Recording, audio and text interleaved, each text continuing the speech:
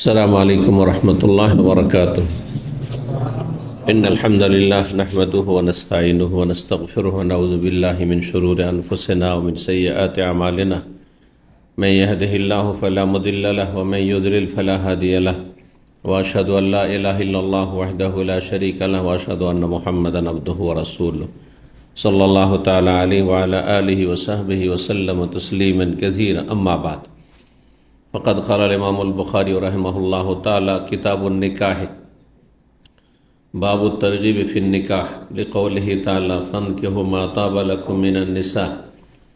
قال حدثنا سعيد بن أبي مريم قال أخبرنا محمد بن جعفر قال أخبرنا حميد بن أبي حميد الطويل أنه سمع أنس بن مالك رضي الله عنه يقول: جاء ثلاثة رهط إلى بيوت أزواج النبي صلى الله عليه وسلم يسألون عن عبادة النبي صلى الله عليه وسلم، فلما أخبروا كأنهم تقالوها فقالوا: وأين نحن من النبي صلى الله عليه وسلم وقد غفر الله له ما تقدم من ذنبه وما تأخر. فقال أحدهم: أما أنا فأنا أصلي الليل أبدا. وقال الآخر: أنا أصوم الدهر ولا أفطر.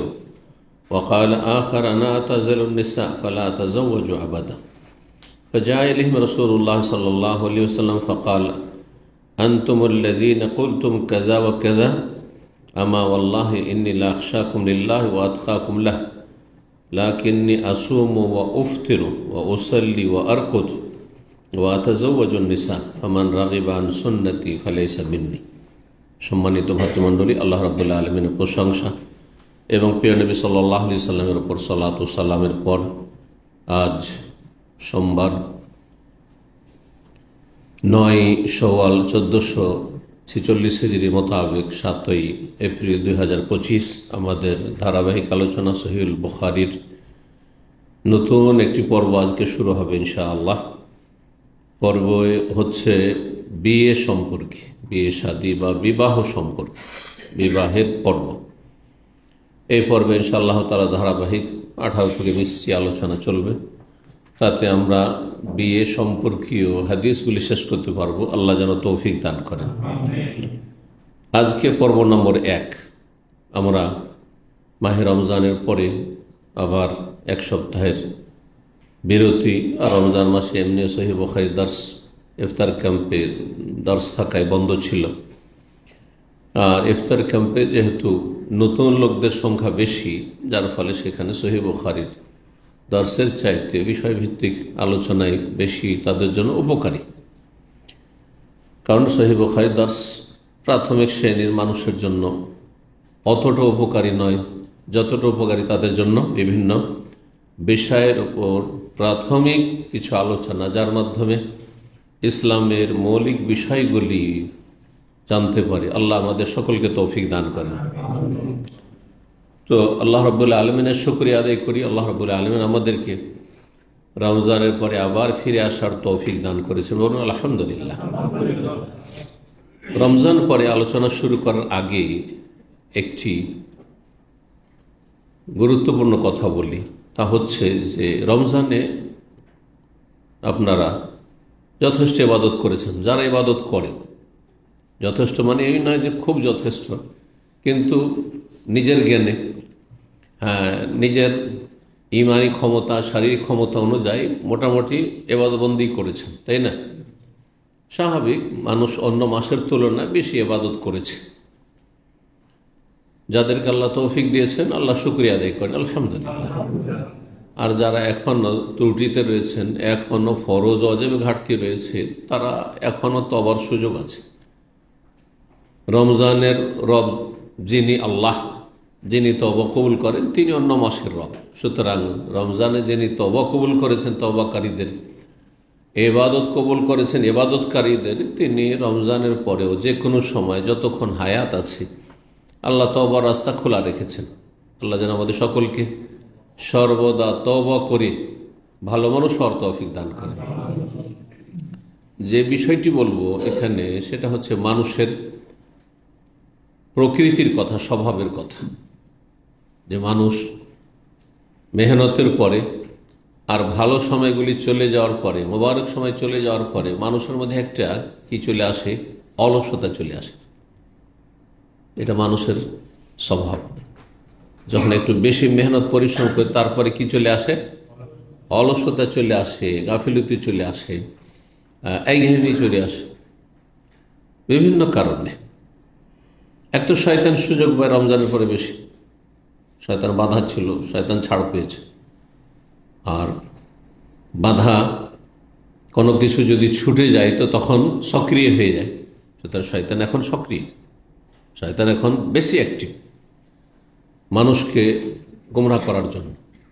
আর এমনিও মানুষের আল্লাহ রাব্বুল এইভাবে প্রকৃতি দিয়ে সৃষ্টি করেছেন যে মানুষ যখন বেশি মেহনত করে তারপরে ক্লান্তি বিরক্তি বোধ করে, আর তারপরে একঘেয়েমি চলে আসে, একটু গাফিলতি আসে, স্বাভাবিক। এটা অনেকেই কিন্তু অনুভব করবে যে ইবাদতে এখন ওইভাবে মন লাগছে না, অথবা ওইভাবে মেহনত করছেন না, এমনকি ফরজ অজেব, তো আর সুন্নত নফল তো আছে। সুতরাং এই গাফিলতি থেকে, এই আপনার অলসতা থেকে মুক্তি লাভ করতে হবে। এটা যখন অনুভব করছেন যে আমার মধ্যে একটা গাফিলতি চলে এসছে, তাহলে এর থেকে আপনাকে কি করতে হবে, মুক্তি হাসিল করতে হবে। জি, সুতরাং এই সময়টা একটু মেহনতের চেষ্টা করতে হবে, আবার পুনরায় উঠে দাঁড়াইতে হবে। আল্লাহ যেন তৌফিক দান করেন। বিশেষ করে ফরজ অজেবে যেন কোনো ত্রুটি ঘাটতি না হয়, এবং সুন্নত নফলের রাস্তা সবসময় খোলা আছে। জি, রমজান মাস যে ইবাদতগুলি করলেন সেগুলির বিকল্প ইবাদত সবসময় আছে, কিন্তু ফরজ হোক আর নফল হোক। রমজানে কি করলেন, সিয়াম পালন করে রোজা রাখলেন, গোটা বছর রোজা রাখার সুযোগ আছে। 6 শাওয়াল আছে, তারপরে সোমবার বৃহস্পতিবার আছে, মাসে 3টি রোজা আছে। নফল সুন্নত রোজার রাস্তা খোলা আছে। এই নয় যে রমজান শেষ রোজা শেষ, আছে, খোলা আছে, যদিও ফরজ নফলের পার্থক্য। তারাবি পড়লেন, যারা শুধু তারাবিতে সীমিত, তাদের তারাবিটাই মানে গুরুত্বপূর্ণ বিষয় ছিল। কিন্তু একজন মানুষ যে আল্লাহ ভীরু, যে আল্লাহর সান্নিধ্য লাভ করতে চায়, আল্লাহর সন্তুষ্টি অর্জন করতে চায়, এই ক্ষেত্রে অগ্রগামী চেষ্টা আছে, সে নিজেকে তারাবিতে সীমিত রাখবে না। তারাবির বিকল্প মজুদ রয়েছে, তা হচ্ছে তাহাজ্জুদ আছে, তাহাজ্জুদ আছে। এভাবে দেখুন প্রত্যেকটি ইবাদত যা করে এসছেন সেগুলির বিকল্প আছে, বিকল্প আছে। আল্লাহ যেন আমাদের সকলকে তৌফিক দান করেন। বিষয়বস্তু হচ্ছে কিতাবুন নিকাহ। ইমাম বুখারী রাহিমাহুল্লাহ বলছেন বিসমিল্লাহির রহমানির রহিম। এখানে তার আগে লেখা আছে, এটি ইমাম বুখারীর পক্ষ থেকে নয়, কিন্তু যিনি ইমাম বুখারীর এই কিতাবকে লিখেছেন পাণ্ডুলিপি, তখন কিছু কিছু পাণ্ডুলিপিতে বিসমিল্লাহ আছে, যার ফলে প্রিন্টে সেটা বিসমিল্লাহ এসেছে। এই জন্য দেখা যাচ্ছে সবগুলি অধ্যায়, সবগুলি পর্বে বিসমিল্লাহ নেই। তো ইমাম বুখারীর পক্ষ থেকে হইলে প্রত্যেকটা পর্বে বিসমিল্লাহ থাকতো। তো কিতাবুন নিকাহ, এই পর্ব হচ্ছে কিসের, বিয়ের পর্ব। জি, নিকাহ আরবিতে বিয়েকে কি বলা হয়, বিবাহকে নিকাহ বলা হয়, জাওয়াজও বলা হয়। তাজাওয়াজ মানে বিয়ে শাদী করা, জৌজ থেকে, জৌজ স্বামী, জৌজাতুন স্ত্রী, তো জাওয়াজও বলা হয়। তো নিকাহর পর্ব, কিতাব একটা হচ্ছে পুরো কিতাব, সহিহ বুখারী একটি কিতাব, আর একটা কিতাব হচ্ছে একটা কিতাবের মধ্যে, একটা পুস্তকের মধ্যে যে বিভিন্ন পর্বগুলি রয়েছে, যার আন্ডারে বেশ কিছু অধ্যায় রয়েছে। তো একটি কিতাবের মধ্যে, এই সহিহ বুখারীর মধ্যে যে কিতাব, কিতাবুত তাহারা, কিতাবুস সালাত, কিতাবুজ যাকাত, কিতাবুস সিয়াম, কিতাবুন নিকাহ, কিতাবুত তাফসীর। তো এর অর্থ হচ্ছে যে এই এমন একটি বড় পর্ব যাতে অনেকগুলি কি রয়েছে, অধ্যায় রয়েছে, আবওয়াব, বাব রয়েছে। এই জন্য এতে বেশ কিছু কি আসবে, অধ্যায়, বাব আসবে। বাব, দুনিয়ার ক্ষেত্রে বাব হচ্ছে কিসের, দরজা, ঘরের দরজা, অফিসের দরজা, বিল্ডিংয়ের দরজা, আর এলমের ক্ষেত্রে এটা হচ্ছে বাব, হ্যাঁ, এটা হচ্ছে ইলমের ক্ষেত্রে, জ্ঞান অর্জনের ক্ষেত্রে বিভিন্ন অধ্যায়, যাতে একটি ছোট্ট বিষয় রয়েছে, সেটার নাম বাব। আর যাতে অনেকগুলি বিষয় রয়েছে সেগুলিকে বিভিন্ন অধ্যায়ে ভাগ করা যেতে পারে, সেটাকে কি বলেছেন ওলামায়ে কেরামগণ বা মুহাদ্দিসিনগণ? কিতাব, পর্ব। এ হচ্ছে নিকাহ, বিয়ের পর্ব। নিকাহ শাব্দিক অর্থ কি? নাকাহা ইয়ানকাহুর শাব্দিক অর্থ হচ্ছে আদ-দাম্মু ওয়াত-তাদাখুল, মিলিত করা, মেলানো। আর তাদাখুল মানে একটি অপরটির মধ্যে প্রবেশ করা। এটা হচ্ছে শাব্দিক অর্থ। যেটাকে আবিধানিক অর্থ বলা হয়। যে কোনো শব্দের অভিধানে, ডিকশনারিতে একটা অর্থ রয়েছে, এটা হচ্ছে শাব্দিক অর্থ। তারপরে এই শব্দটিকে মানুষরা ব্যবহার করা শুরু করেছে কিসের ক্ষেত্রে? বৈবাহিক সম্পর্ক যে স্থাপন হচ্ছে, আকদে নিকাহ, এই ক্ষেত্রে। তো নিকাহ শাব্দিক অর্থ হচ্ছে তাহলে মিলিত করা। আর শাব্দিক অর্থের সাথে পারিভাষিক অর্থের একটা সম্পর্ক থাকে, দূর দিয়ে হইলে একটা সম্পর্ক থাকে। বিবাহের মাধ্যমে কি হয়?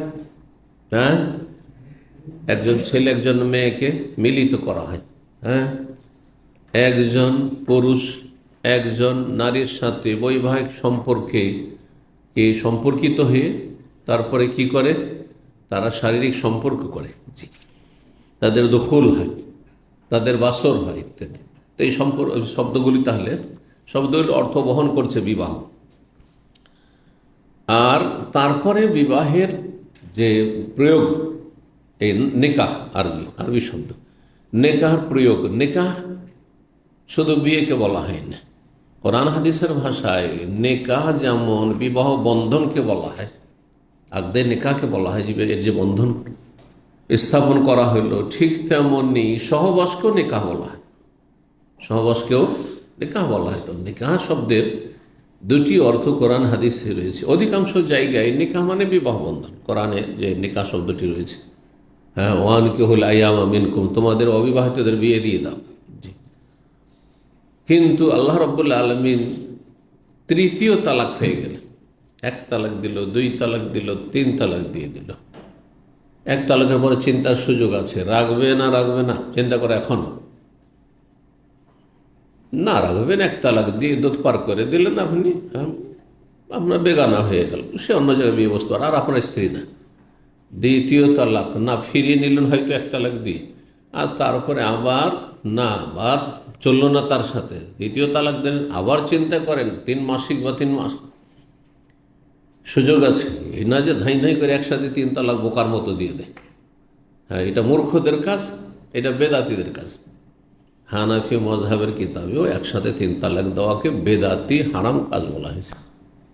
হেদায়াতে, বেকায়াতে, কদরিতে সব কিতাব আছে তাদের।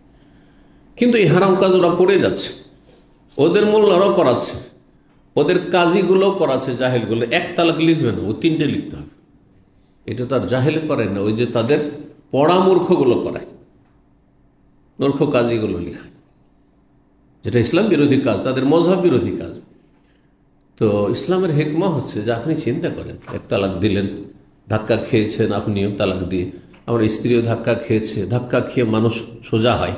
এখন চিন্তা করেন, সোজা চললে চলেন ভালো করে, না হলে যাবে, শেষ। 3 মাস সময় দেওয়া হয়েছে, এর মধ্যে চিন্তা করেন, 3 মাসিক সময় দেওয়া হয়েছে, দুজনেই চিন্তা করেন যে ফিরবো না, ফিরবো না, ফিরাবো না, শেষ। দ্বিতীয় তালাক আর একবার দিলেন, যে না আর চলা যাচ্ছে না এখানে, তারপর আবার চিন্তা করেন, আবার চিন্তা করে 3 মাসিক, না দুজনে চিন্তা করলেন রাখবো না, থাকবো না, যা শেষ, ওতেই শেষ। তারপর আবার অথবা ফিরিয়ে নিলেন, ধরেন শেষ তো শেষই করে দিলেন, যথেষ্ট। এই নয় যে 3 তালাক দিতে হবে, জরুরি না।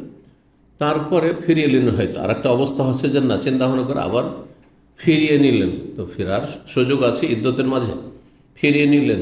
তারপরে দেখলেন যে নারী এবারও হইল না কাজ, এখন আল্লাহ বলছেন ফাইন তাল্লাকাহা, তৃতীয়বার যদি তালাক দিয়ে দেয়, তার আগে আল্লাহ বলছে তালাক মাররাতান, 2বার করে তালাক দিয়ে ফিরাতে পারবে।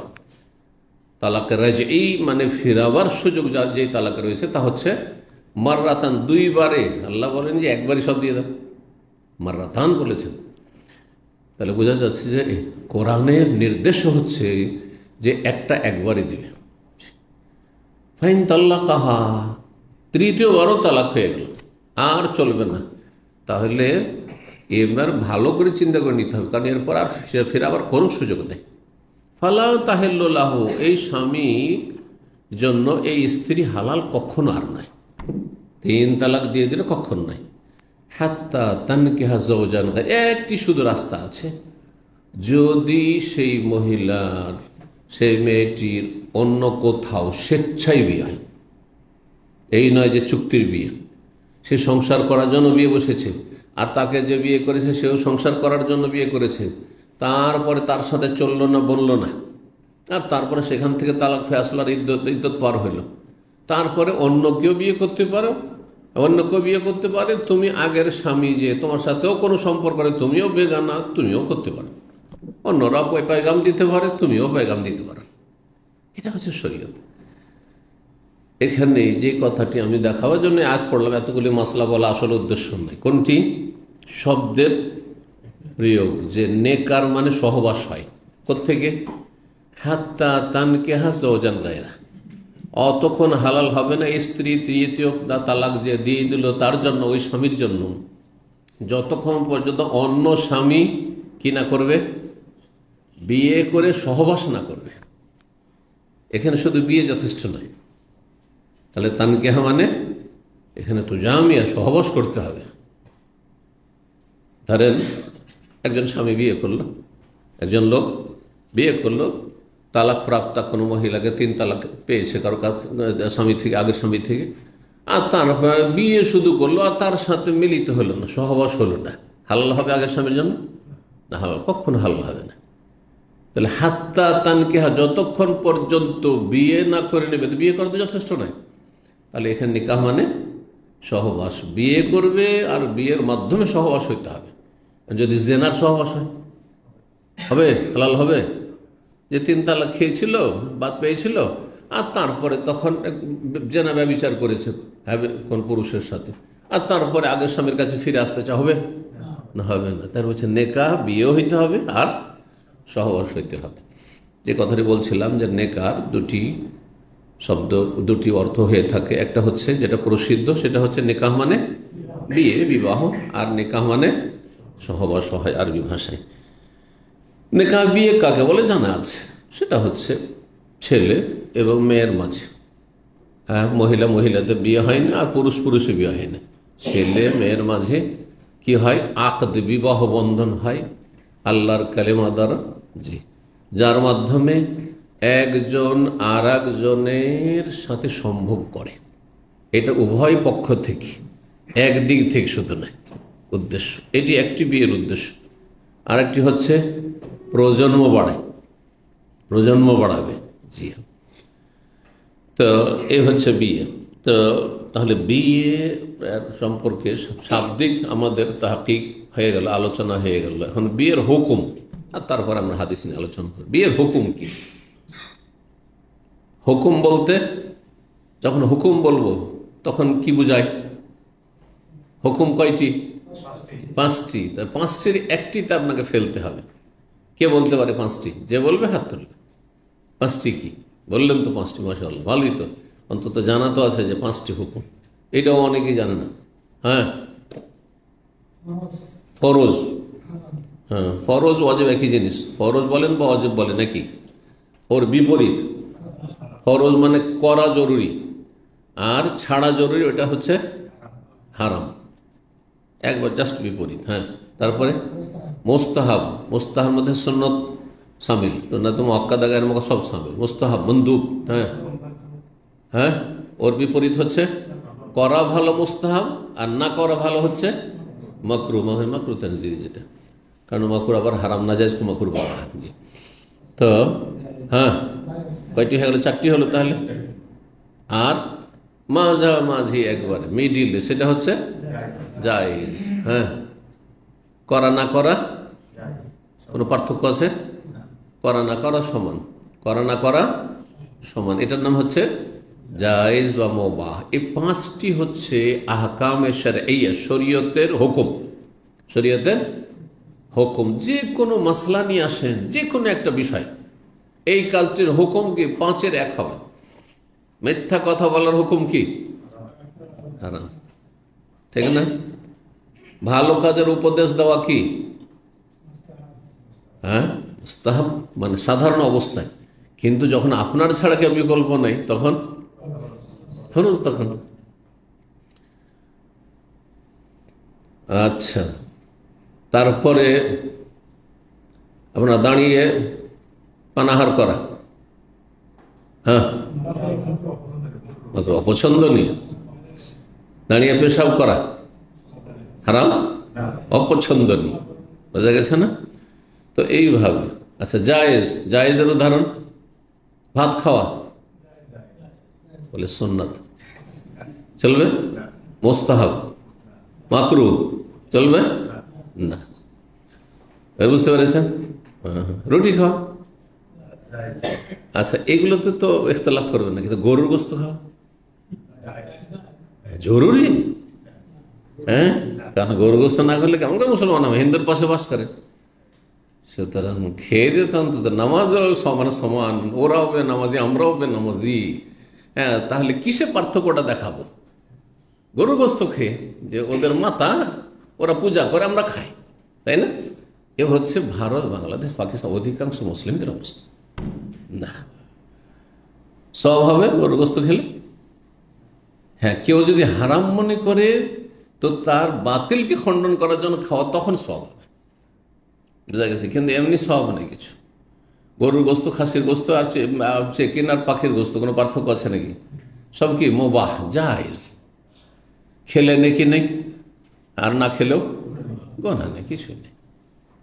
আচ্ছা, দামামি দীর্ঘদিন থাকলে সমুদ্র বিচে যাওয়া, একটা চক্কর দিয়ে দেখে আসে, হ্যাঁ, জায়েজ। কোনো স্বভাব আছে? কোনো স্বভাব নেই, তাই না? কোনো গুনাহ আছে? গুনাহ নাই, কিন্তু পারিপার্শ্বিক অবস্থার কারণে স্বভাব হইতে পারে, গুনাহ হইতে পারে। গিয়ে শুধু মহিলা দেখে এলেন আপনি, কোনখানে খোলামেলা কেউ দেখতে পাওয়া যায়, তাহলে গুনার কাজ করেছেন পারিপার্শ্বিক অবস্থার কারণে। আসল কাজটা আপনার নিশ্চয় আপন জায়গায় ঠিক আছে, মুবাহ, ঠিক না?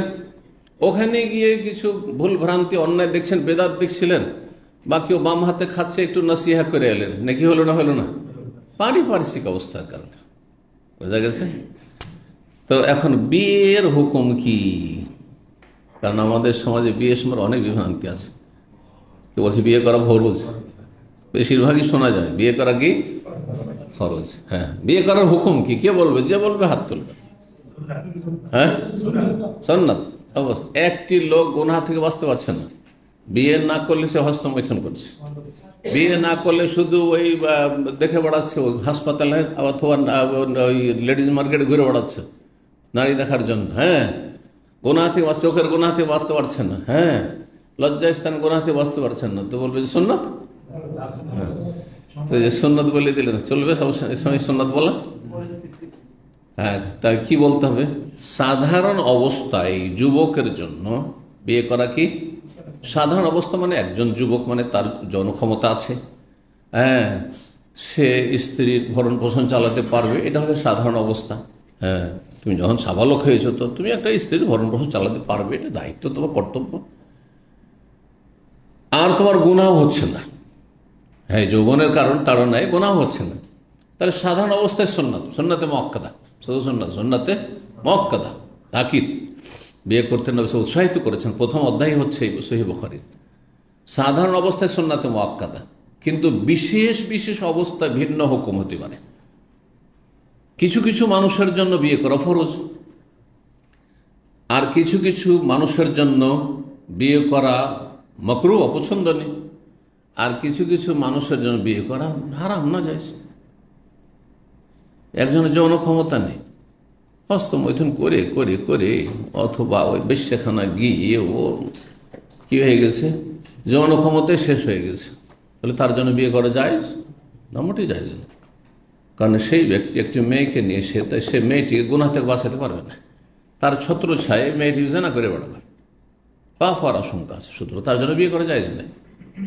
মোটেই তার হক আদায় করতে পারছে না, একেবারে পারছে না, তাহলে সে যদি বিয়ে করে তো গুনাহ হইতে থাকবে।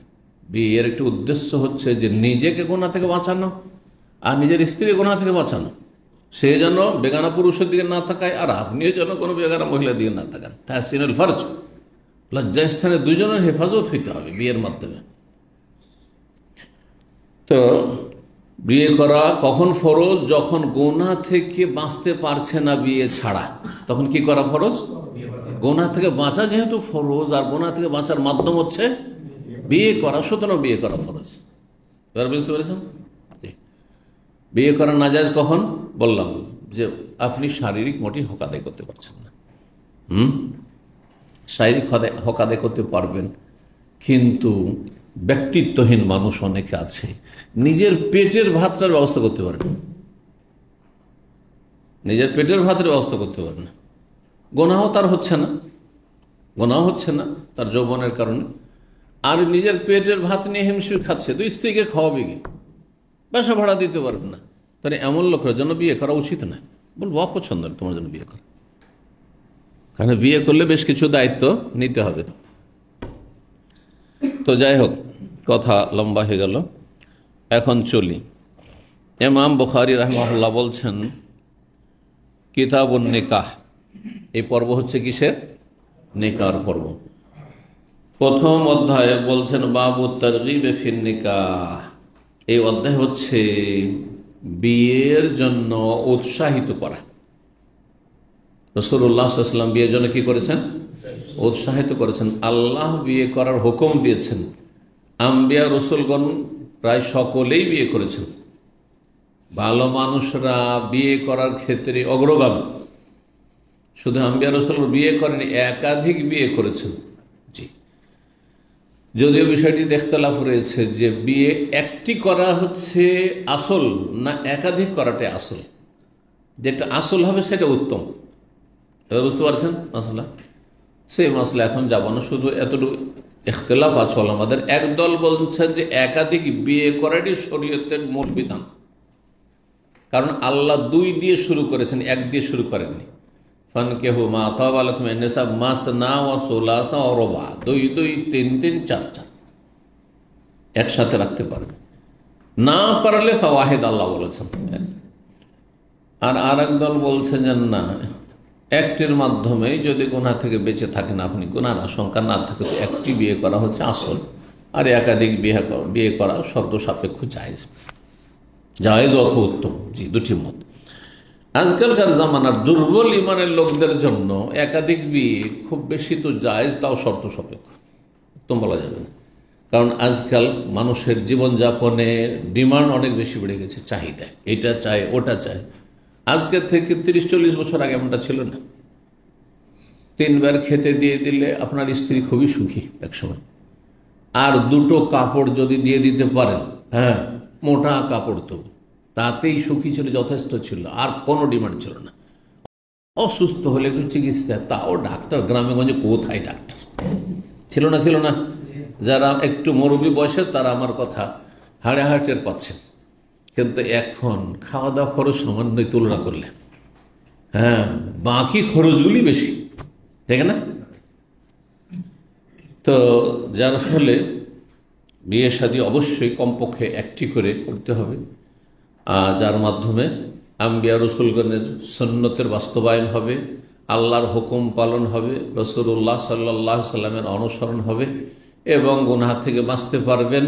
বিয়ের বহুমুখী ফায়দা রয়েছে। বিয়ে সম্পর্কে আমার বেশ কিছু আলোচনা আছে, সেই আলোচনাগুলি বিষয়ভিত্তিক আলোচনা, গুরুত্বপূর্ণ। হ্যাঁ, বিয়ের উদ্দেশ্য সম্পর্কে, তারপরে বিয়ের সুন্নত বিদাত সম্পর্কে ইত্যাদি, এই আলোচনাগুলি অবশ্যই শুনবেন, তাহলে সহিহ বুখারীর এই আলোচনাগুলি, কারণ অনেক লম্বা যেহেতু সহিহ বুখারী আলোচনা হবে, তো এত আলোচনায় হয়তো গিয়ে হারিয়ে যাবেন। কিন্তু সেই আলোচনা 3-4টা আলোচনা মোটামুটি শুনলে বিয়ে সম্পর্কে আপনার সম্যক জ্ঞান আসবে, একটা নলেজ আসবে। তো বাবু তারগিব ফিন নিকাহ, এই অধ্যায় হচ্ছে বিয়ের জন্য উৎসাহিতকরণ। ইসলাম উৎসাহিত করেছে। দলিল কি উৎসাহিত করেছে? লিকাউলিহি তাআলা, যেহেতু মহান আল্লাহর বাণী, মানে এটি দলিল। সূরা নিসার আয়াত নম্বর 3, ফানকিহু, তোমরা বিয়ে করো। আল্লাহ কি বলছেন? বিয়ে করো, মা তাবা লাকুম, যা তোমাদের পছন্দ লাগে, পছন্দ লাগে, পছন্দ দেখে বিয়ে করো। এই জন্য একজন পুরুষ একজন নারীকে দেখবে, এটা হচ্ছে আসল হচ্ছে হারাম। কোন অবস্থায় দেখা যাবে না। একজন পুরুষ যুবক একজন মহিলাকে দেখবে, এটা হারাম।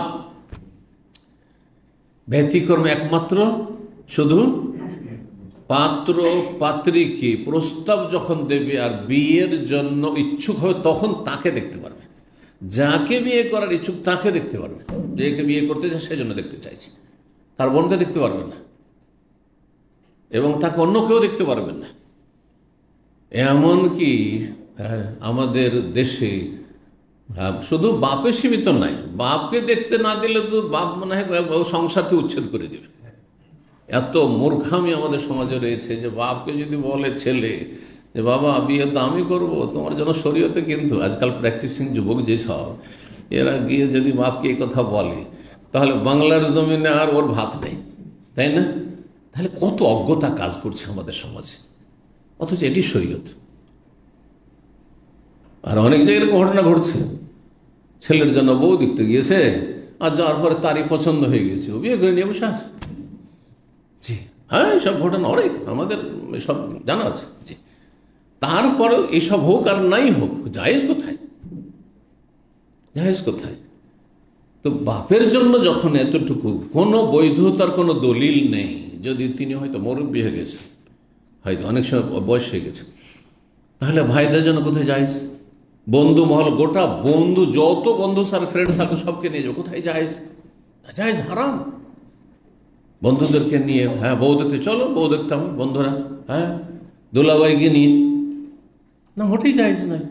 গ্রামবাসীকে নিয়ে, গ্রামের মণ্ডল মাতবরকে নিয়ে, ওটাই জায়েজ নয়, হারাম সব কাজ। তাহলে বিয়ের শুরু থেকে শেষ পর্যন্ত নাজায়েজ, হারাম আর বিদআত আর হিন্দুদের সংস্কৃতি কুসংস্কার শেষ নেই। এই বিষয়গুলি আমার ওই বিয়ের আলোচনা, বিয়ের সুন্নত বিদআতে আলোচনার চেষ্টা করেছি, যাতে মানুষ অন্তত বুঝে যে ইসলামে বিয়েটা কী জিনিস। বিয়ে এত সহজ এবং এত একটা পাক পবিত্র সম্পর্ক, এবং সেটাকে অতি কঠিন করে দিয়েছে, আর সেটাকে একবার কুসংস্কারে ভর্তি করে দিয়েছে, পাপে ভর্তি করে দিয়েছে, গুনার গুনাহ। তাহলে এই বিয়েতে বরকতি কী করে হবে, যে বিয়ের শুরু থেকেই গুনাহ শুরু হয়েছে, যেদিন বউ দেখতে ওই দিন থেকে গুনাহ শুরু হয়ে গেছে। কি করে বরকত হবে দাম্পত্য জীবনে? যার অধিকাংশ লোকের দাম্পত্য জীবনে বরকত নাই। আল্লাহ বলছেন যা তোমাদের পছন্দ হয়। এই পছন্দ হয় কেমন করে পছন্দ করবো, সেই জন্য নবী সাল্লাল্লাহু আলাইহি ওয়াসাল্লাম ইলাইহা, দেখে নাও, বিয়ে করবে তুমি দেখে নাও। ফাইন্নাহু আহরা আন ইউতামা বাইনাকুমা, তাহলে তোমাদের সম্পর্কটি স্থায়ী হওয়ার সম্ভাবনা রয়েছে। কিন্তু না দেখে বিয়ে করলেন, ও আমি তো ভাবছিলাম খুব ভালো মনে হয়, হ্যাঁ ওর বাবা তো দেখতে সুন্দর, ওর ভাইগুলো তো খুব সুন্দর বাইরে দেখি, কিন্তু আমার তো পছন্দ হইল না, মুশকিল। মিনান নিসাই, নারীদের থেকে, তাহলে নরের নারীর সাথে বিয়ে হবে। ফানকিহু মা তাবা লাকুম মিনান নিসা, আল্লাহ নির্দেশ এটি, তাই না? আল্লাহ শুধু বিয়ে করতে বলেননি, অভিভাবকদেরকে বলেছেন বিয়ে দাও অবিবাহিতদের। সূরা নূরে আল্লাহ বলছেন ওয়া আনকিহুল আয়ামা মিনকুম, তোমাদের মধ্যে যারা অবিবাহিত অবিবাহিতা, আর বিশেষ করে মেয়েদের, কারণ মেয়েদের দায়িত্ব ফরজ হচ্ছে অভিভাবকের উপর। ছেলেদের বিয়ে দেওয়া ফরজ নয়, হ্যাঁ যদি আর্থিক সচ্ছলতা থাকে তাহলে দেবে, হ্যাঁ ভালো কাজ, মুস্তাহাব কাজ। কিন্তু মেয়েদের বিয়ে দেওয়া অভিভাবকের জন্য ফরজ। যতক্ষণ পর্যন্ত তুমি বিয়ে না দিতে পেরেছো মেয়ে, ততক্ষণ পর্যন্ত তোমার ভরণ পোষণ চালিয়ে যেতে হবে। আর সাবালিকা হয়েছে, সুতরাং এটি তোমার উপর আমানত, ফরজ আমানত আদায় করতে হবে, ভালো ছেলের কাছে তুলে দেওয়ার মাধ্যমে, বিয়ে দেওয়ার মাধ্যমে। ওয়ানকিহুল আয়ামা মিনকুম, তোমাদের মধ্যে যেসব অবিবাহিতা রয়েছে তাদের বিশেষভাবে বিয়ে দিয়ে দাও। এমনকি আর্থিকভাবে সহযোগিতা করো, বাপ ছাড়া অন্যরাও। সমাজে গরিব ছেলেরা আছে, বিয়ে করতে পারছে না, আর সমাজে সমাজপতিরা রয়েছে যাদের কাছে পুঁজিপতি আছে, পয়সাওয়ালা আছে, সচ্ছল লোক রয়েছে, তোমরা তাদের বিয়ে দেওয়ার ব্যবস্থা করো, এতে তারাও সামিল। ওয়াসসালিহিনা মিন ইবাদিকুম, তোমাদের যারা দাস, যদি তারা ভালো মানুষ হয়, ভালো মানুষ হয়ে বাঁচতে চায়, তাদেরও বিয়ে দাও। দাসদেরও আল্লাহ বিয়ে দিতে বলেছেন। আর বিয়ে করার ক্ষেত্রে চিন্তা করবে না যে না খেয়ে মরে যাব, কি করে সংসার চালাবো। আল্লাহ বলছেন ইয়াকুনু ফুকারা ইউগনিহুমুল্লাহু মিন ফাদলি, তারা যদি ফকির গরিব হয়, দরিদ্র হয়, অভাবী হয়, আল্লাহ বিয়ে করলে, আল্লাহর ভরসা করে বিয়ে করেন তাহলে কি করবেন? ইউগনিহিমুল্লাহ, তাদেরকে আল্লাহ সচ্ছল করে দেবেন, অভাব মুক্ত করে দেবেন, মিন ফজলিহি, তার অনুগ্রহপূর্বক। এই জন্য ইবনে মাসউদ রাদিয়াল্লাহু তাআলা এই আয়াতের তাফসীরে বলেছেন, মান আরাদাল গিনা ফালিয়াতাযাওয়াজ, কেউ যদি সচ্ছল হতে চায়, আর্থিক সচ্ছলতা নিয়ে আসতে চায়, তাহলে বিয়ে করুন। আর বিয়ে করব না পায়ে দাঁড়ায় কোনোদিন বরকত হবে না। টাকা, অধিকাংশ লোকেরা টাকা সেভ করতে শিখেছেন, পয়সা বাঁচাতে শিখেছেন বিয়ের পরে, অথবা রিজিকের রাস্তা খুলেছে বিয়ের পরে। হয় আগেই টাকা পয়সা ইনকাম করতেন কিন্তু বাঁচাতে পারতেন না, আর না হলে টাকা পয়সার রাস্তাই খুলছিল না। বিয়ে করার পরে দেখা গেছে যে আলহামদুলিল্লাহ, এতদিন তো চিন্তা করছিলাম আমার পেট নিয়ে বাপের হোটেলে খাচ্ছিলাম, এখন আমার নিজের খাওয়া খরচ বের করছি, আমার স্ত্রী, আমার ছেলে মেয়ে হয়েছে, তাদের কোনো অসুবিধা হয়নি, আলহামদুলিল্লাহ। এগুলো অভিজ্ঞতা, আর এগুলো হচ্ছে বাস্তবকে অস্বীকার করা যায় না। জি, তো আল্লাহ যেন বোঝার তৌফিক দান করেন, এবং যারা বিয়ের ক্ষেত্রে পিছপা, ভয় পাচ্ছেন, তাদেরকে আল্লাহ তাদের ঈমানে জোর দান করেন। 5063 নম্বর হাদিস বর্ণনা করছেন আনাস বিন মালিক রাদিয়াল্লাহু তাআলা আনহু, প্রখ্যাত সাহাবী। তার থেকে বর্ণনা করেছেন তাবি হুমায়দ বিন আবি হুমায়দ আত-তাওয়িল। তো আনাস রাদিয়াল্লাহু তাআলা বলছেন, যা সালাসাতু রাহাতিন ইলা বুয়ুতি আজওয়াজিন নবী সাল্লাল্লাহু আলাইহি ওয়াসাল্লাম, একদিন 3 জনের একটি ক্ষুদ্র দল নবী সাল্লাল্লাহু আলাইহি ওয়াসাল্লামের সহধর্মিণীগণের বাড়িতে আসলো, মানে বাড়ির বাইরে, বাড়ির গেটে আসলো। নবী সাল্লাল্লাহু আলাইহি ওয়াসাল্লাম বিবিগণের লাইন ধরে 9টি বাড়ি তৈরি করা ছিল। মসজিদ নববীতে যখন কিবলামুখী হয়ে দাঁড়াবেন তখন বাম হাতে, মসজিদ নববীতে যখন কিবলামুখী হয়ে দাঁড়াবেন, কিবলা কোন দিকে? উত্তরে না দক্ষিণে? হ্যাঁ, দক্ষিণে। দক্ষিণ দিকে মুখ করে যখন দাঁড়াবেন, বাবুস সালাম ডান হাতে হবে, আর জিবরাইল ওই যে বাকির দিকটা হবে আপনার বাম হাতে। তো বাকির দিকে মা আয়েশা রাদিয়াল্লাহু তাআলা আনহার হুজরাতে নবী সাল্লাল্লাহু আলাইহি ওয়াসাল্লাম, আবু বকর, ওমর রাদিয়াল্লাহু তাআলা, তাদের কবর আছে। আর তারপরে লাইন ধরে 9 স্ত্রী কি ছিল, ছোট ছোট, যেন আমাদের গ্রামে ঘর থাকতো একসময়, খড়ের ঘরের যুগে বা টালির ঘরের যুগে, যে 1-2টা রুম আছে, আর সামনে একটু উঠান আঙ্গিনা আছে, আর তারপরে ঘেরা আছে, যে বাইরে মহিলারা বেরোবে, ঘেরা আছে। মোটামুটি পর্দাওয়ালা বাড়ির কথা বলছে, বেহায়া বেপর্দা বাড়ির কথা তো বাদ দেন, খোলা ময়দান ছাড়া আছে, গোটা গ্রাম দেখছে। কিন্তু একটা মুসলিমের বাড়ি এমন হবে যে আপনি গরিব মানুষ, একটা রুম কোনো রকম খড়ের ঘর অথবা মাটির ঘর তৈরি করতে পেরেছেন, আর তারপরে আপনি আঙ্গিনা, ওখানে আপনার স্ত্রী, আপনার মেয়েরা বা বউরা উঠা বসা করবে, চলাফেরা করবে, আর কাজকর্ম করবে, আর আপনি একটা বেড়া দিয়ে ঘিরে দেন, অন্তত টাটি দিয়ে ঘিরে রাখেন। তো এইভাবে ছিল। জি, তো নবী সাল্লাল্লাহু আলাইহি ওয়াসাল্লাম বিবিগণের বাড়িতে একদিন 3 জন লোক আসলা। রাহাত বলা হয় ক্ষুদ্র দলকে, 3 থেকে 10 পর্যন্ত বলা হয়, এই জন্য সালাসাতু রাহাত, 3 জনের একটি দল আসলো। কি জন্য এসেছিল? তারা একটি বিষয় জিজ্ঞাসা করার জন্য।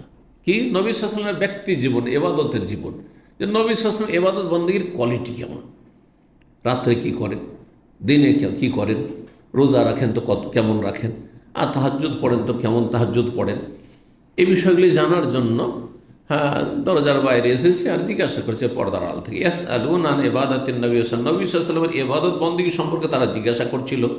ফালাম উখবিরু, যখন তাদেরকে পর্দার আড়াল থেকে বলা হলো যে নবী সাল্লাল্লাহু আলাইহি ওয়াসাল্লাম রাত্রে তাহাজ্জুদও পড়েন, আবার ঘুমানো, দিনে মাঝে মাঝে সিয়াম পালন করেন, নফল রোজাও রাখেন, আর তারপর মাঝে মাঝে কি করেন, পানাহারও করেন, দিনে দুটোই করেন।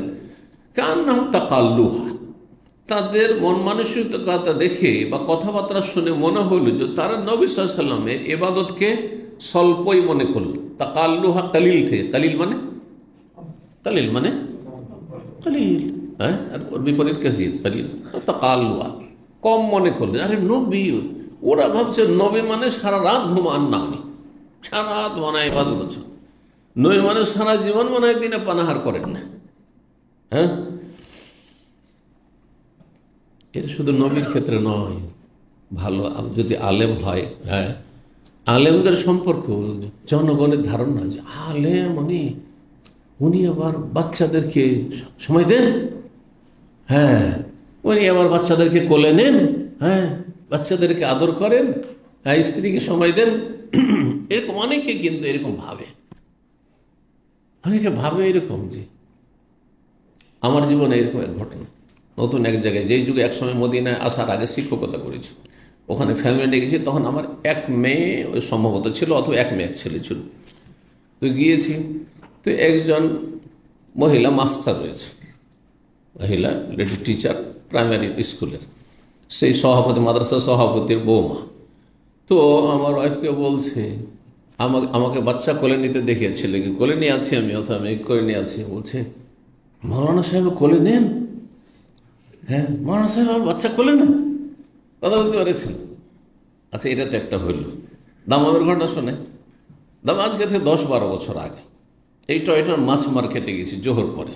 আমি সম্ভবত, আমার সাথে এনাম ভাই, যদি ভুল না করি, তাহলে যাদের সাথে আমি যেতাম মাঝে মধ্যে কখনো হয়তো, তো উনি আমার বাসার বাজার টাজার করে দেন রাহিমাহুল্লাহ তাআলা।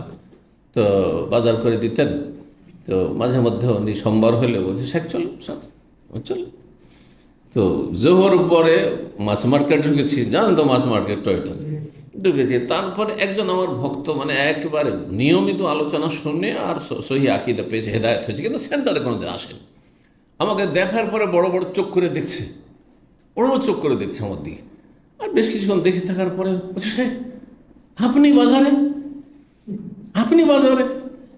এটা কিন্তু আমাদের দেশের আম সাধারণ ধারণা, বুঝতে পারছেন না? যে আলেমরা আবার বাজারে কেন, আলেমরা আবার হাটে ঘুরবে কেন? হ্যাঁ, মনে হচ্ছে আলেমরা ফেরেশতা, আলেমদের পেট নেই, আলেমদের সংসার নেই, বুঝতে পারছেন না?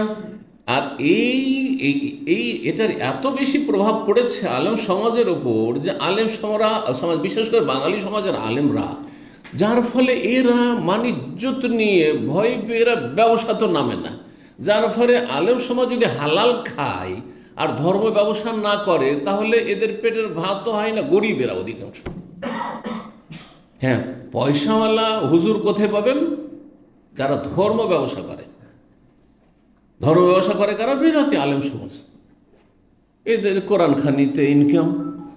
হ্যাঁ, তারপরে মরার নামের ভোজ ভাজে ইনকাম, তারপরে আপনার বলেন মিলাদে ইনকাম, তাবিজে ইনকাম, ঠিক কিনা?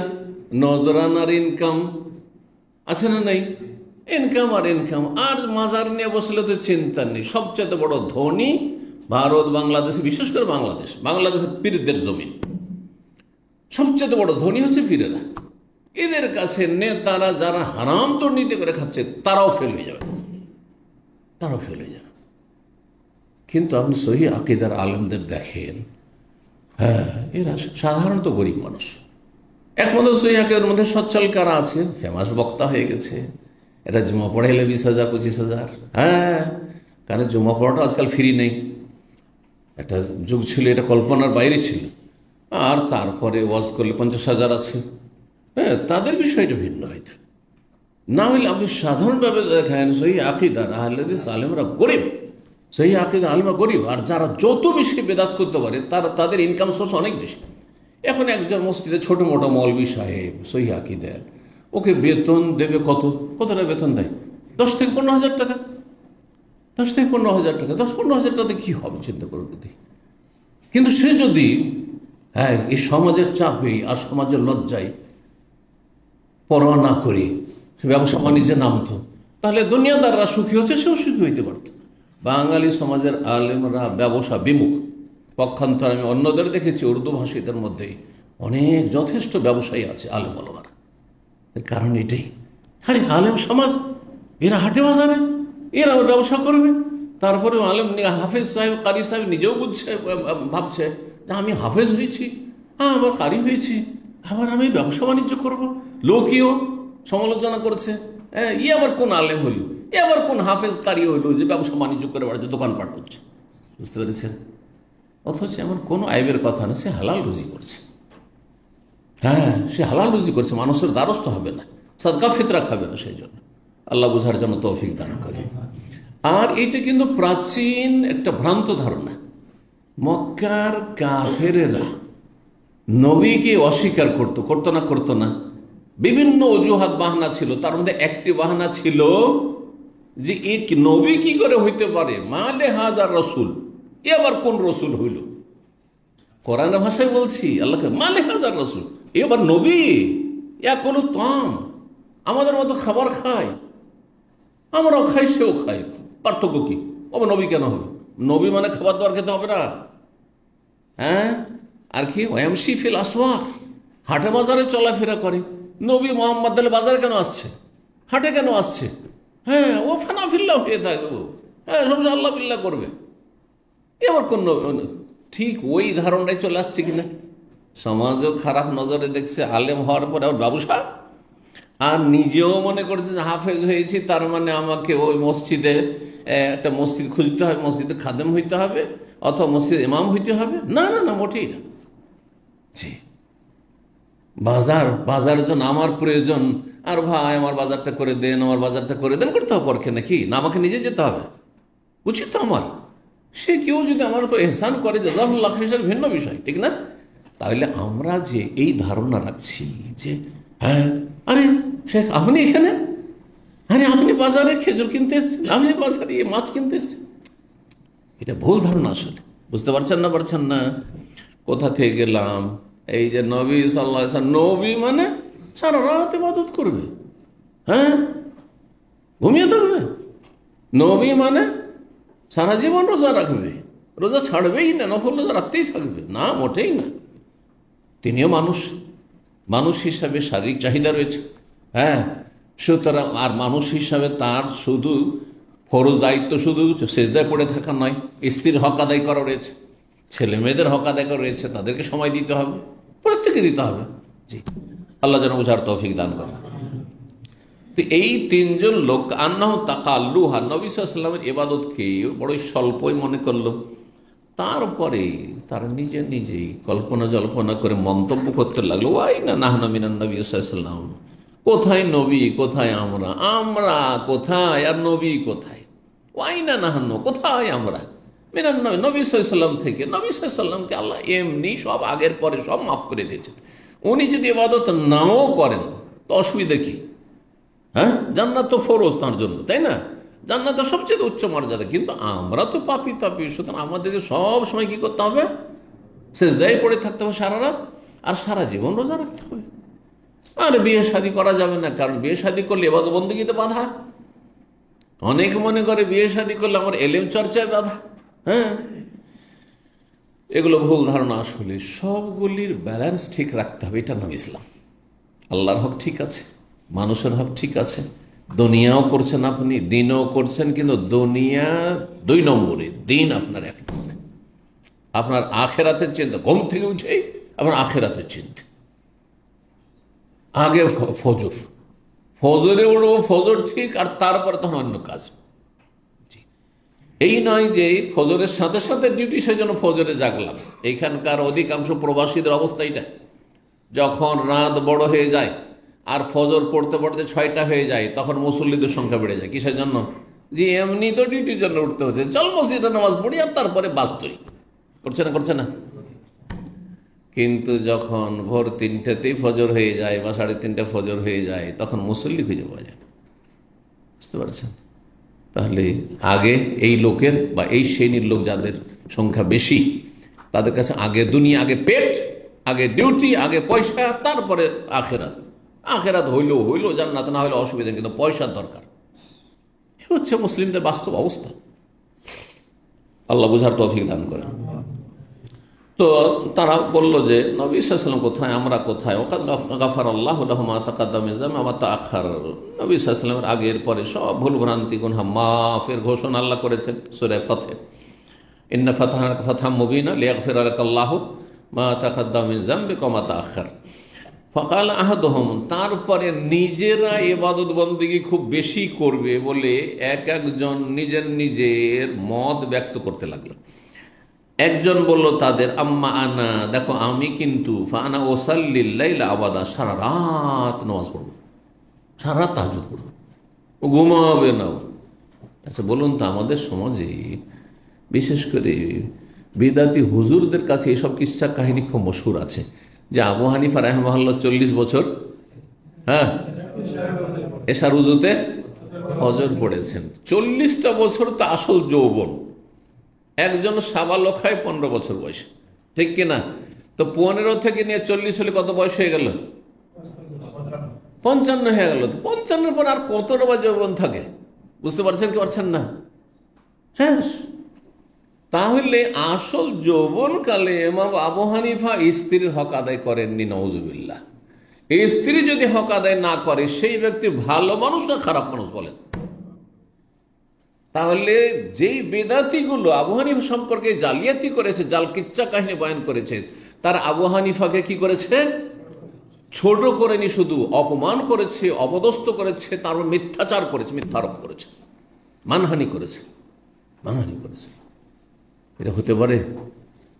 তার পক্ষে একটা সাধারণ মুসলিম যার ইসলাম সম্পর্কে প্রাথমিক জ্ঞান আছে, সেও জানে যে আল্লাহর যেমন হক আদায় করতে হবে, আমার স্ত্রী ছেলেমেয়ের হক আদায় করতে হবে। শুধু না আমি 40 বছর ধরে এশার উজুতে ফজর পড়ব, তাহলে আমার স্ত্রীর কাছে তো যাওয়া চলবে না, কারণ স্ত্রীর কাছে গেলেই তো মজি বেরিয়ে আসবে। আর যদি সহবাস নাও হয় তো স্ত্রীর কাছে কাছাকাছি হইলে তো মজি বেরিয়ে আসবে, আর মজি বের হইলে তো কি হয়ে গেল? ওজু নষ্ট হয়ে গেল। তাহলে ফজর কি করে পড়ছেন না? তার মানে বিছানার ধারে কাছে স্ত্রীর রুমে ঢুকেননি, ঠিক না? আবু হানিফা রাহিমাহুল্লাহ তাহলে 40 বছর রাত্রে স্ত্রীর রুমেই ঢুকেননি। মেনে নেবেন? বুঝে সুঝে জালিয়াতি করতে হয়। মানে জালিয়াতির একটা সীমানা আছে। কিছু কিছু জাল আছে মার্কেটে চালিয়ে দেওয়া যায়, কিন্তু কিছু কিছু জাল আছে চালানো যায় না মার্কেটে। বুঝতে পারছেন না? মানুষ যখন ধর্মান্ধতায় লিপ্ত হয়ে যায়, এগুলোকে ধর্ম অন্ধ বলে।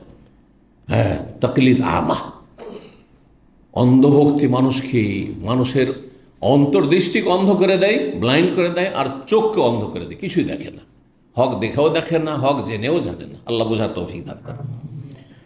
সুতরাং এসব মিথ্যা কথা যে ইমাম আবু হানিফা রাহিমাহুল্লাহ রাসূলুল্লাহ সাল্লাল্লাহু আলাইহি ওয়াসাল্লামের সুন্নতের অনুসারী ছিলেন, জি। সুতরাং তিনি আল্লাহর যেমন হক আদায় করেছেন, স্ত্রীর হক আদায় করেছেন, তার বাচ্চারা থাকলে তাদের হক আদায় করেছেন, জি, সবার হক আদায় করেছেন, জি। আর তিনি মানুষ ছিলেন। হ্যাঁ, 40 বছর যদি মানুষ বিবাহ নাও করে তবু কি সম্ভব কখনো তার বায়ু সরবে না, ফেরেশতা উযু নষ্ট হবে না কখনো এর সাথে ফজর? হতে পারে? এটা আশ্চর্য কথা। তো বললো যে সারা রাত কি করব? একজন ওসাল্লিল লাইলা, সারা জীবন সারা রাত আমি তাহাজ্জুদ পড়তে থাকবো। ওয়াকালা খার দ্বিতীয় ব্যক্তি না আসুমুদ্দাহারা, সারা জীবন আমি সিয়াম পালন রোজা রাখবো। ওয়ালা উফতের, কখনো দিনে পানাহার করবো না। জায়েজ এটি? সর্বর্ধে কতটা জায়েজ? দাউদ আলাইহিস সালামের রোজা, সেটা হচ্ছে একদিন রোজা, আরেকদিন, জি হ্যাঁ, যদিও কেউ কেউ বলেছেন যদি কারো শরীরে শক্তি থাকে যায়, কিন্তু অনুত্তম।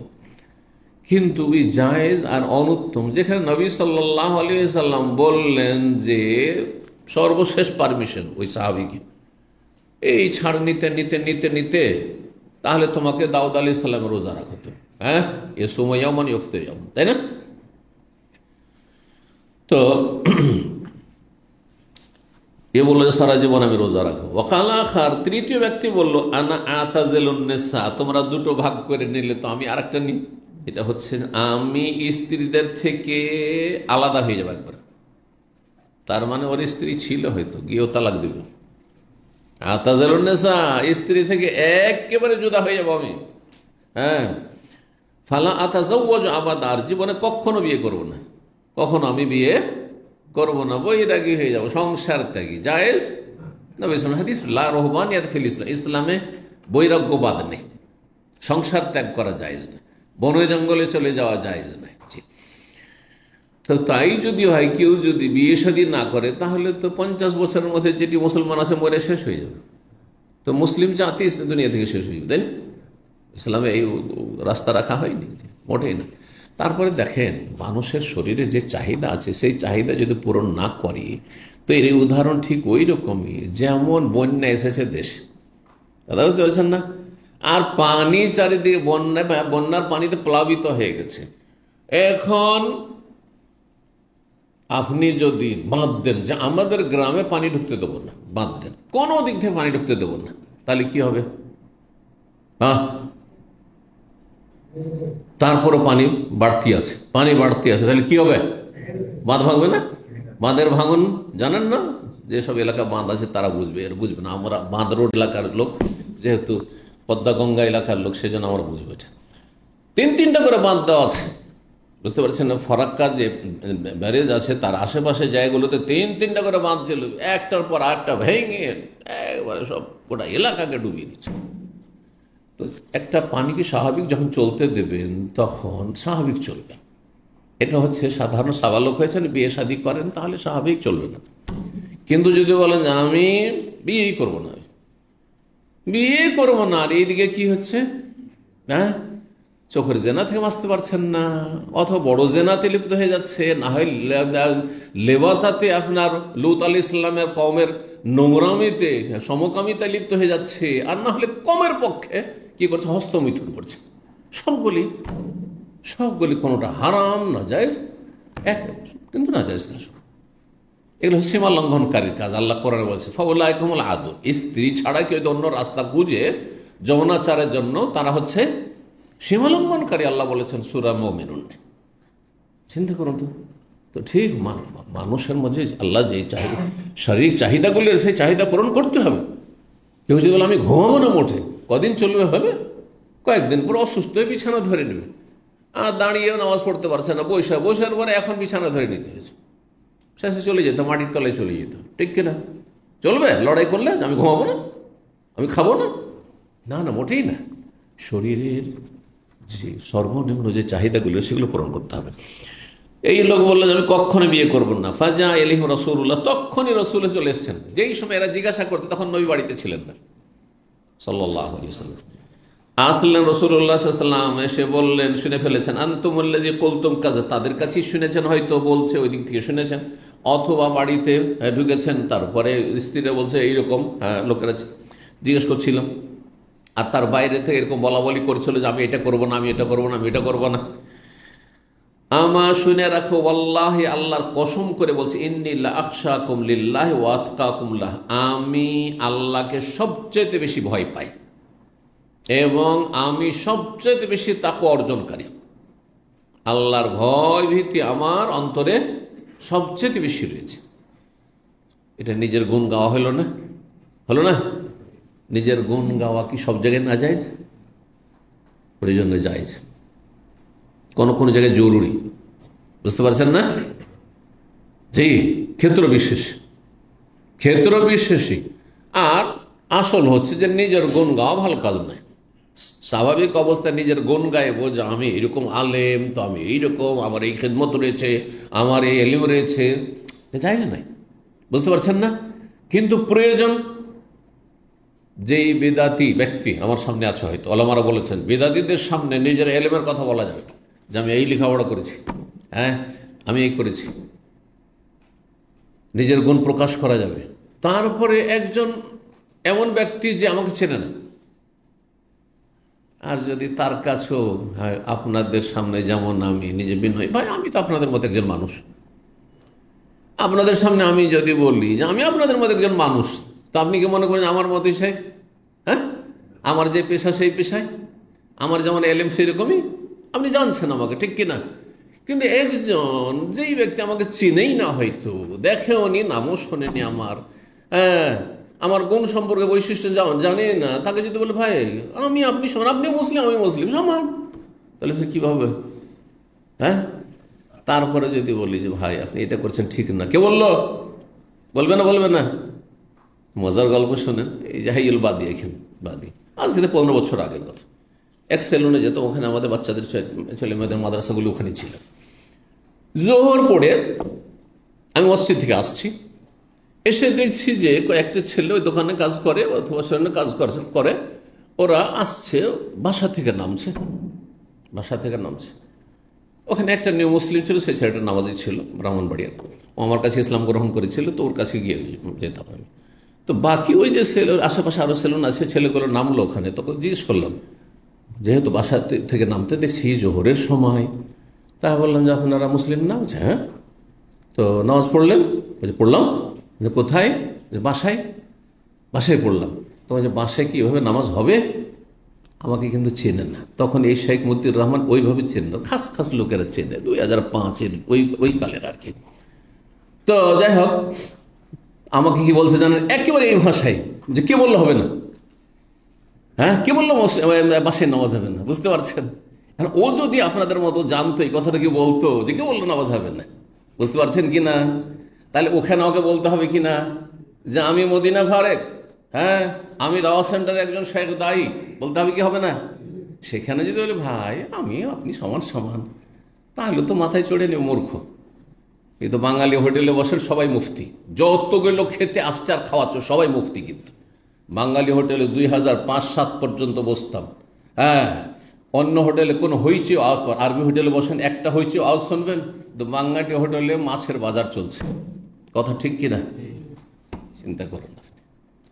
যার ফলে পরিবেশটা আমার কাছে খুব অপছন্দনীয়, বাঙালি বুফিয়ার পরিবেশ। আর তারপরে এখানে হয় গীবত চলছে আর না হলে ফতুয়া চলছে, আর সবাই মুফতি, শুনবে কি সবাই ফতুয়া। একজন বলছে এটা জায়েজ, আর বলছে না না জায়েজ, চলছে তর্ক চলছে এদের। এই হচ্ছে আমাদের জাতি, এলেম লাগে না ফতোয়া দেওয়ার জন্য। আল্লাহ হেদায়েত দান করুন। তো রাসূলুল্লাহ সাল্লাল্লাহু আলাইহি সাল্লাম নিজের গুণ গাইলেন। প্রয়োজন এখানে আমি তোমাদের মধ্যে সবচেয়ে বেশি আল্লাহকে ভয় করি, আর আমি বিয়ে করেছি, আমি দিনে পানাহার করি, আমি রাত্রে ঘুমাই। কি মনে করো তুমি যে তুমি সারা রাত সেজদায় পড়ে থাকলেই তুমি আল্লাহকে পেয়ে যাবে? না না না না, একদিকে ঝুঁকে যাবে, একদিকে ঝুঁকে গেলে কাজ হবে না। ইসলামের ব্যালেন্সটা ঠিক রাখতে হবে, মাপকাঠি ঠিক রাখতে হবে। লাকিন্নি আসুম, শোনো আমি কিন্তু রোজা রাখি, মাঝে মাঝে রোজা রাখি। ও উফতেরও মানে নফল রোজা রাখি, শুধু রমজান নয়, সোমবার বৃহস্পতিবার রাখতেন, হ্যাঁ এভাবে আরও রাখতেন হয়তো। ও উফতেরও, এবং পানাহারও করি দিনে। অবসল্লি, রাতে আমি তাহাজ্জুদ পড়ি। ও আর কোদ, ঘুমাই। রকুদ মানে ঘুমানো, যে নম, তাহসাবুহুম আইকাজ ওহুম রকুদ, সূরা কাহফে রয়েছে, রকুদ মানে নাইম। তো আর কোদ আমি ঘুমাই। ও আতাজাওয়াজুন নিসা, আর আমি নারীদেরকে বিয়ে করে রেখেছি, একজন স্ত্রীকে নয় একাধিক বিয়ে করে রেখেছি। ফামান রাগিবান সুন্নতি, শোনো সুতরাং কেউ যদি আমার আদর্শ থেকে সুন্নত থেকে মুখ ফিরিয়ে নেয়, বিমুখ হয়, এড়িয়ে যায়, তাহলে ফালাইসা মিন্নি, সে আমার দলভুক্ত না। কেউ যদি বলে আমি বিয়ে করব না, তাহলে নবীর দলের না। কেউ যদি বলে যে বিয়ে করা হ্যাঁ ইসলাম পালনে বাধা, তাহলে ইসলামই থাকবে না। বুঝতে পারছেন না? ইসলামই থাকবে না। এইরকম ভাষা অনেকে ব্যবহার করে মূর্খতার কারণে। আমি এমন হাফেজকে জানি যেগুলো জাহেল হাফেজ, এ আল খালিজ। ঘটনাগুলো বাস্তব থেকে বলি তাহলে আপনারা বুঝবেন। একজন এখানে হাফেজ ওই মসজিদে নামাজ পড়েতে একসময়, অনেক আগে। তো ও কোন একটা ভুল কাজ করেছে, তখন একজন বলছে এটা ওরা ঠিক হইল, তখন বলছে আমি শুনছি, ওখানে আছি। তো বলছে ইসলাম যদি পদে পদে পালন করি তো এক পা আগানো যাবে না। কথাটা শুনলেন? এই কথা কিন্তু আমাদের অহরহ বলে। হয়তো কোনো মহিলা পর্দা করছে না, হ্যাঁ চেহারা খুলে ঘোরাফেরা, আপনি কি হবে চেহারা খুলে কেন ঘোরাফেরা করছেন? পর্দা ভালো করে করে। বলছে ইসলাম পালন করলে এক পা চলা যাবে না। বলে না বলে না? হ্যাঁ, কেউ দাঁড়িয়ে রাখেন না, রাখছেন না, এটা গুনাহ। কিন্তু যদি বললেন যে ইসলাম পালন করে মানে দাঁড়িয়ে রাখলে এক পা চলা যাবে না, তো কুফরি হয়ে যাবে এটা। তার মানে আপনি ইসলামের ওপর মিথ্যাচার করলেন, অপবাদ দিলেন যে ইসলাম হচ্ছে উন্নতিতে বাধা, ইসলাম আমার প্রোগ্রেসে ডেভেলপে বাধা, হ্যাঁ ইসলাম আমার সফলতায় বাধা। কুফরি কথা এটি, এত সোজা কথা নয়। জি, আল্লাহ বোঝার তৌফিক দান করেন। তো আমার দলভুক্ত নয়, সেটা ওর সেন্সের উপর কাজ করছে। কখনো কখনো উম্মত থেকে বেরিয়ে যখন বলে যে না বিয়ে করা হারাম, বিয়ে করা আমি করবো না, আমি করবো না বিয়ে, অর্থাৎ বিয়ে আমি মানি না, তাহলে কুফরি হয়ে যাবে। কিন্তু যদি বলে যে বিয়ে করলে ব্যস্ততা বেড়ে যাবে, হ্যাঁ সেই জন্য আমি আসলে বিয়ে করতে চাই না, হ্যাঁ তাহলে একটা সুন্নতের খেলাফ কাজ করলো, সুন্নতের খেলাফ কাজ করলো।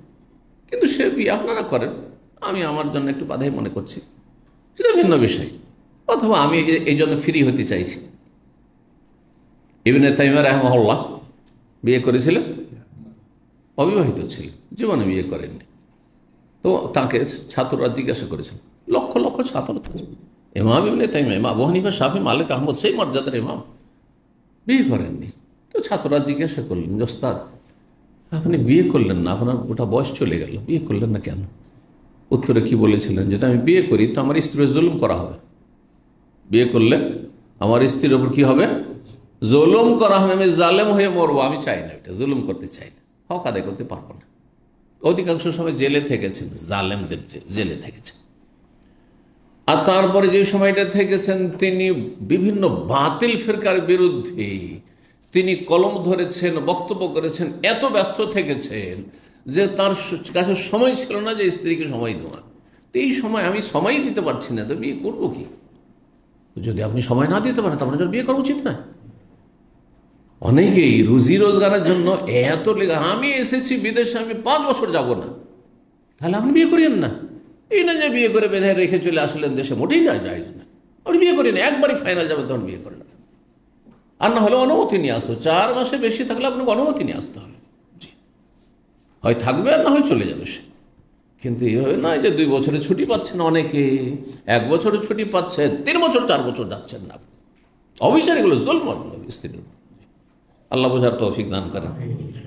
তো কথা লম্বা হয়ে গেছে, আর একটি হাদিস রয়েছে, শেষ করিনি যাতে অধ্যায়টা শেষ হয়ে যায়। 5064 নম্বর হাদিস। হাদিস বর্ণনা করেছেন উরওয়া, তিনি বলছেন আন্নাহু সাআলা আয়েশা, তিনি জিজ্ঞাসা করলেন তার খালা আয়েশা রাদিয়াল্লাহু তাআলা আনহা কান কাউলিহি তাআলা, মহান আল্লাহর এই বাণীর তাফসীর সম্পর্কে, কি ওয়াইন খিফতুম আল্লাহ তুকসিতু ফিল ইয়াতামা, সূরা নিসার আয়াত নম্বর 3, তার একটা অংশ তো বললাম একটু আগে, তাই না, যে তোমরা বিয়ে করো 2 2 3 3 4 4, তার আগে রয়েছে ওয়াইন খিফতুম, তোমাদের যদি আশঙ্কা হয়, মানে ভয় পাও যে আল্লাহ তুকসিতু ফিল ইয়াতামা, তোমরা এতিমদের ক্ষেত্রে কি করতে পারবে না, সুবিচার করতে পারবেন না। এতিম নারীদের ক্ষেত্রে, এতিম মানে এতিম পুরুষ নয়, ফিল ইয়াতামা এতিমতুনের বহু বচন। এতিম মেয়েকে বিয়ে করলে ইনসাফ করতে পারবো না, অবিচার হয়ে যাবে, অন্যায় হয়ে যাবে, তাহলে তোমরা এতিম মেয়েকে বিয়ে করিও না। ফানকিহু, তাহলে অন্য জায়গায় কোনো মেয়েকে বিয়ে করো যে মেয়ে এতিম নয়। ফানকিহু, তাহলে তোমরা বিয়ে করো মা তাবা লাকুম, তোমাদের যা পছন্দ হয়, মিনান নেসাই, নারীদের থেকে, অন্য নারীদের থেকে, মাসনা 2 2 করে, মানে একসাথে 2টো স্ত্রী রাখতে পারো, মাসনা 3 3টি করে রাখতে পারো, একসাথে 4 4টি করে রাখতে পারো, কিন্তু একসাথে এর বেশি রাখতে পারবে না। কিন্তু কেউ রাখলো, প্রত্যেক যুগে 4টি করে রেখেছে, তার মধ্যে মাঝে মধ্যে একটিকে তালাক দিয়ে দিল, কেউ তালাক নিয়ে নিল, কেউ মারা গেল, আর তারপর এই করতে করতে 20টি 30টি হয়েছে, জায়েজ না, না জায়েজ? তাহলে আয়াত বুঝেছেন, ঠিক না? এই নয় যে আপনি গোটা লাইফে শুধু 4টা বিয়ে করতে পারবেন, গোটা জীবন, এমন নয়, একসাথে 4-এর বেশি জমা করতে পারবেন না। এটা হচ্ছে এই আয়াতের মর্ম কথা। তো বলছেন তারপরে ফাইন খিফতুম, আল্লাহ বলছেন ফাইন খিফতুম আল্লাহ তা'দিলু, তোমাদের যদি ভয় হয়, আশঙ্কা হয় কি যে তোমরা সুবিচার করতে পারবেন না, 2টো বিয়ে করলে, 3টে করলে, 4টা করলে। আমি এর আগে বহুবার বলেছি খুব সংক্ষেপে, হ্যাঁ, যে বহু বিবাহের জন্য 1-এর বেশি যদি আপনি স্ত্রী রাখতে চান, বিয়ে করতে চান, তাহলে 3টি শর্ত রয়েছে। কে বলতে পারে? আমি এগিয়ে দিলাম 3টি শর্ত। কি?